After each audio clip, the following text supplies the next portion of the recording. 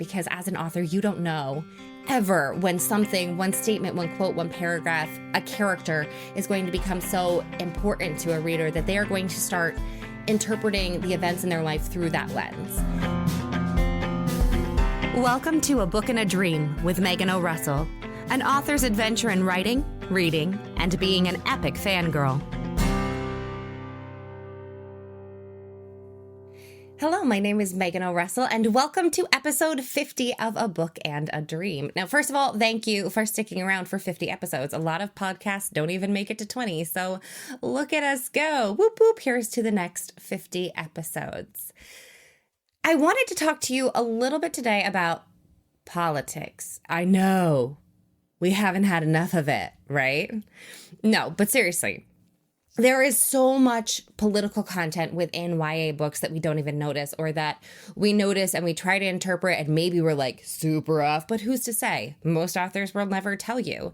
But I think it's something that's really important to touch on because as we are in this current political climate and as we're talking about YA books, it's really sort of an unavoidable topic. And I didn't want to talk about it before the election because that was just too much. But now that we're sort of on the calmer side of things, I do think it's a very important thing to touch on. Now, I try not to be super political in my books. If you know me on a personal level, you know that I'm a very political person, but I try and temper that a little bit in my books. Part of it is because I'm not some super important political constitutional scholar, so I don't know why people would base their political beliefs on what I have to say. Also, because if you were to name it like, instead of just Girl of Glass, colon, because when the world ends, the rich are going to last longer because they've been hoarding all the supplies that the rest of us need to survive, a lot of parents would never buy that book for their kids. So you just kind of have to put your beliefs into your characters and then let it go. And hopefully, if people choose to interpret it as a political statement, they're going to interpret it the way that you meant it. Sometimes it's not going to happen. We'll get to that. But you really can't push it farther than that, especially in the YA genre, because even though a huge amount of the YA audience is adults, there are enough teens and younger kids, sometimes way too young to be reading the books they are, that you do have to be conscious of keeping things that their parents will allow them to read. So you can't be blatant about it. Now, unfortunately, to start this conversation, we do have to bring up the book that dare not be named, because before J.K. Rowling sort of, for lack of a better phrase, screwed the pooch, the Harry Potter books were a very important political statement to an entire generation of readers. And there have actually been some really interesting studies based on how many times people read through the Harry Potter series and what their trust of politicians were, what their trust of mainstream media was. And if you really look at Harry Potter, there are some very important, very blatant political statements. The easiest one to pick out, honestly, is Dolores Umbridge, that the government should not interfere with education, that teachers should be in charge of teaching, and that when we start using schools as a way of indoctrination, that it's not going to work out so well, that they need to be separate and we need to let our students learn. It also has things like, oppressing people is wrong, and that you can't just sort of shunt a group off to the side because you decide that they're not as good as you. It also very blatantly teaches us that youth is important, that just because you're young doesn't mean you don't have anything to say politically, that some of the youngest voices are the ones that are the people we need to listen to, because even though the adults are the ones who are creating the systems, the problem that they create within those systems are going to be inherited by the youth. So if we really screw up, it's not going to be us who deals with the consequences. It's going to be the next generation. So we have to allow that generation to become involved. We have to have our Harrys and our Hermiones, because they're going to be the ones who have to deal with the consequences. They're going to be the ones who live with the fallout. And it is very tragic how badly things went with Rowling, because there were so many people who felt like they were a part of that young political movement, who learned to be socially involved from Harry Potter, who felt like outcasts and found a community within Harry Potter.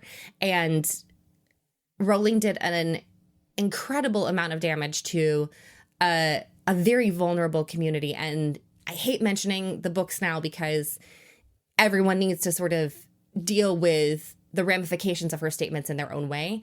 But if you're going to have a political conversation about YA, you kind of have to put Harry Potter in. So I'm very sorry. And no, anyone who was hurt by her statements, you are loved and you are important and you are valuable as you are. And you are members of society. And we all believe you when you say who you are. Well, not all of us, because Rowling's a jerk, but the good people believe you. And that's the important thing. We'll take care of the jerks together. So moving on, because we don't want to linger on her. You can even see political statements in more current contemporary novels. And it's easier to see in dystopian just because, when the government falls and the world ends, you kind of get a lot of government in your books. So you can look at something like The Red Queen. There is a huge amount of political content in that book, and a lot of it is fairly blatant. Now, this does get into the territory of our readers misinterpreting the author's intent. So I'm going to do this as spoiler-free as I can. For those of you who haven't read the books, there are the Silverbloods, who are like the royal ruling class. They're basically mutants and very important. And then there are the Redbloods, and they are the plebeian class. And no one cares about them, and they shall punish them and use them to fight in their wars, and they can all die. You're right. A fascist class system. Not political. Cool. Whatever. And then, some people become more important, and then they have powers. Then it's like, no, you can't have powers. We're going to stay in charge forever. We're going to lie about your value because no one but the upper class can be important. And then they're like, screw you guys. We're going to have an uprising. And if you look at that, it's sort of like, oh, wait, if we decide that only old white men should ever have a voice because they're the only ones who should ever be in charge, there's going to be a political uprising. It's going to happen. And so looking at that book and looking at the people who are backing the establishment, the people who are saying, no, this is the way the system has always been. No, we should keep it just upper class. No, we can't have faces in here that don't look like other faces we've ever had.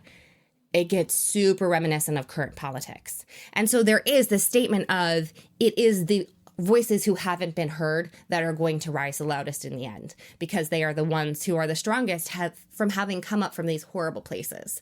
So Red Queen, super important things. You can even get some that are maybe not as political as Red Queen, but in the dystopian field, they still have political statements to be made. You can look at the Lunar Chronicles. Because, there's the young king who's really trying hard to save his people. And then there's all the people around him who are like, you could just let him die instead. You don't have to save everybody. And so in that, looking at what it takes to be a good king, what the obligations are of a ruler to protect his vulnerable people, what is worth risking in order to protect those people, what to do when you have, I don't know, some other government coming in and threatening everyone and you're just trying to appease them. So what do you sacrifice? Those things are very political statements, not quite as blatantly applicable to the current vibe, but you can't read it in a non-political way. And then sort of the biggest, the one that you can't deny, the one that you can't have a conversation about, oh no, this might start a revolution, Hunger Games. Ugh. And this is where part of me as an author gets even more hesitant about being blatantly political in my books, because Hunger Games is actually interpreted a few very different ways, which is odd to me. But, sometimes the curtains are green just because they are, and sometimes the curtains are green because they represent life, and sometimes the curtains are green because they represent envy. And unless you're going to put cliff notes and be like, this is based on this uprising in 1950, then you're not going to ever make sure that everyone's interpreting it correctly. And it would be horrible if an author's legacy was a misinterpreted political statement that led people in the wrong direction, especially youth, because they are the next generation, so we sort of have to count on them. But within the Hunger Games, I'm assuming pretty much everyone is at least a little bit familiar with the Hunger Games. Basically, It's an authoritarian fascist regime. The rich people live in the capital, and they have all the money and all the wealth. And then they make the poor little working class people in the districts work really hard for nothing. So there you go. That's a good starting off point.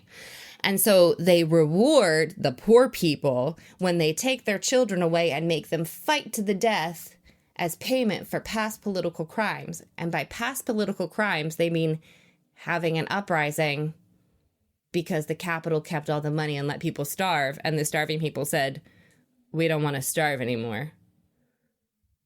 Which doesn't seem like a bad uprising to have, really, when you think about it. Hungry people being like, feed us. But whatever. Anyway, so then Katniss comes and she's like, no, we're going to have a rebellion.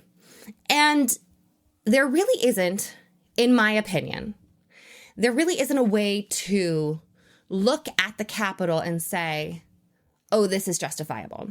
And I think that is one of the coolest things that she did, is there are individual characters within the Capitol, like Snow, who can sit there and say, I'm just trying to protect my people. This horrible system is in place to protect my people. But there's no way to actually defend the Capitol as a whole. There's no way to look at this class of people who have hoarded so much wealth, everyone else is starving, and see them as the good guys or the victims or anything else. The only person who you can sort of sympathize with out of these oppressors is Snow.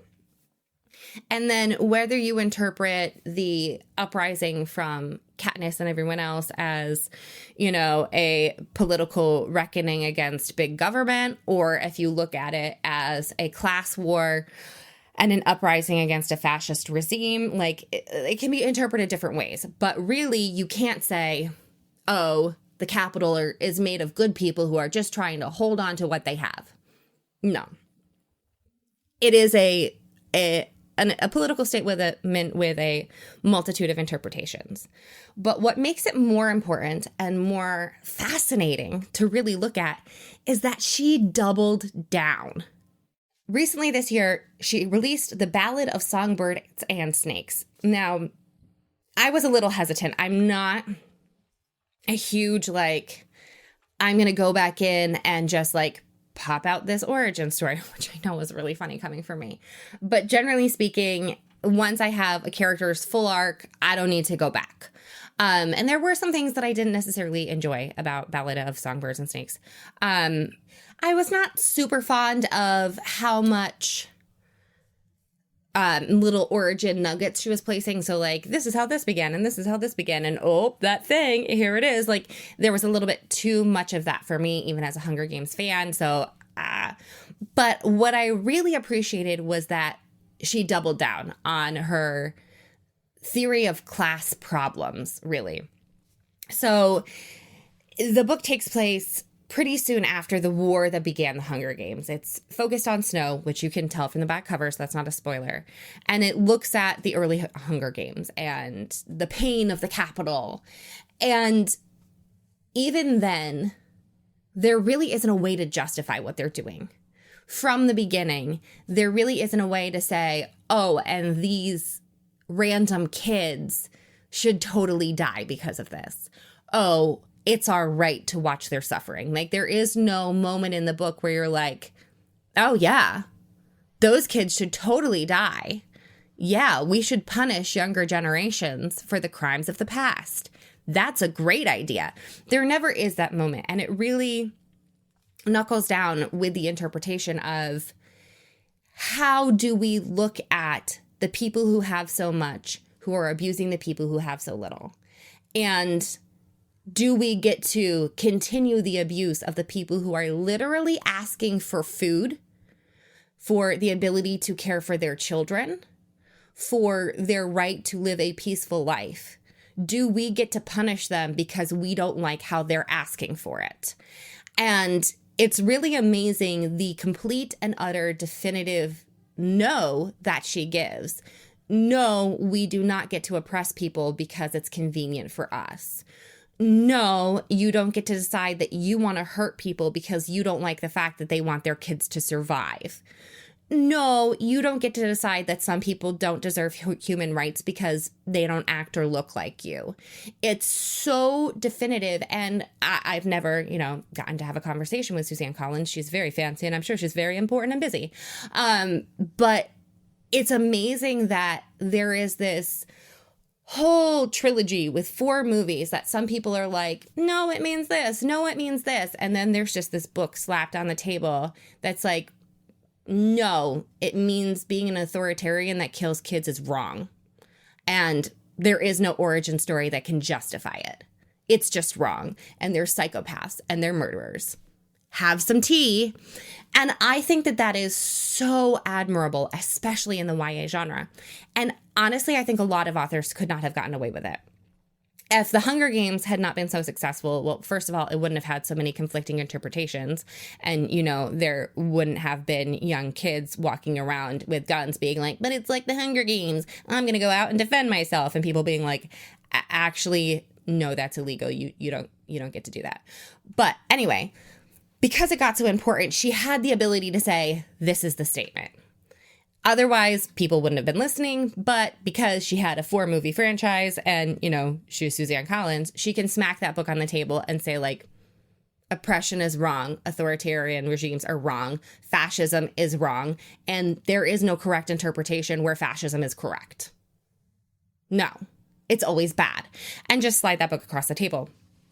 And I think that that's amazing. And I think it's great and a little weird that so many people look at all these YA books, from Harry Potter to Hunger Games to Red Queen. You can even look at Narnia. And there are political statements hidden in each of those books. And yes, sometimes they are tiny and sometimes they are small and sometimes they are just like, is the cost of war worth it? Or sometimes they are massive, like, just because someone's a figurehead, if they're a talking mouthpiece and have no brain behind it, that doesn't make them a ruler. So it depends on how big the author's willing to go. But my challenge to you, and this is a dangerous one, is to think through your favorite YA books and see what statement could the author be making. And it is dangerous because it can be misinterpreted. As someone who has gotten messages from people and I'm like, what? How did you get that? That's not what I meant, but thank you for reading my book and I need to go now. It's happened to me several times, in fact, and it's a little scary because I'm like, I don't want to, that is not the legacy I want to leave, but thank you for reading. But go back and look at those books and look at what you believe the author's interpretation was. If you want extra credit, Google it, see what other people have thought, and find where art is trying to make the casual political statement, the subtle political statement, the statement that really focuses more on what is our place as humans within this system, as not politicians, not freedom fighters, as human beings who are trying to survive in this world and hopefully leave it a better, kinder, more livable place for those poor kids who are coming after us, who have no control over what we're doing right now, but are going to have to clean up our mess. What is the author saying to you about that? What can you take from the text that will create a better, kinder world going forward? And for the authors out there, what legacy are you leaving? What statements are you making? Because yes, YA, a lot of our readers are adults, but for those kids, when they are going to have a moment in time when they can choose to interpret their next action in kindness or in self-profit, which action are they going to take if the thing that flashes through their mind in that moment is your book? What is the path that they are going to choose based on what they have absorbed from your book? Because as an author, you don't know ever when something, one statement, one quote, one paragraph, a character is going to become so important to a reader that they are going to start interpreting the events in their life through that lens. And I think the more we look at art, not as a teaching moment, but as an avenue for growing our humanity, hopefully in a better way to create a more hopeful future, the better we will be as readers, as authors, as storytellers. So look at it. take a moment, take 5 minutes while you're waiting for your coffee, while you're, stuck in traffic, while, I don't know, your internet cuts out and you have to scream at your computer for 30 seconds instead of screaming at your computer because your internet cut out. Think about the depth and meaning of a book and how it affects you as a human being, because we are at a place right now where we can choose different paths. We have options available to us as a species, as a country, if you're here in the US, and every choice that we take or make, every action that we take toward our fellow humans can have a monumental difference. And I hope that by learning about humanity, by experiencing other people's lives through reading, that we will choose the kind path that invites our fellows to come along with us to a prosperous place and step away from oppression and pain and bigotry and loathing of those who are different. So take a moment, choose a book, and actively choose. I hope you'll get from the books that you read, because that's really the most common message, but actively choose to raise your fellow man up with you instead of grinding them into the dirt so we create a new Hunger Games. So until next time, love the people around you, no matter what they look like. Love them, raise them up, or if they're trying to grind people into the dirt, be Indiana Jones, just punch a Nazi, whatever you have to do.